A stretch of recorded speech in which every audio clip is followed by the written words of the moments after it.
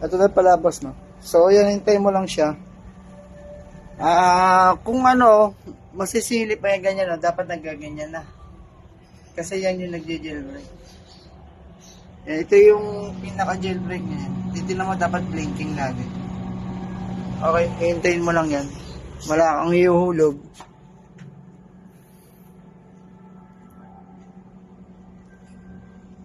Ngayon, pag medyo tumagal ng konti, kunwari mga 5 minutes, pwede mo i-restart yung computer. Uhulugan mo na siya. Lalagyan mo na siya ng oras. Kung sakali lang hindi nag-activate ng 5 minutes. Kasi minsan mabilis naman.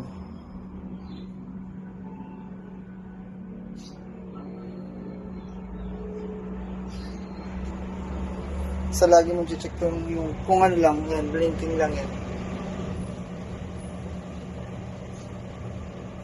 Yan, gawin niya.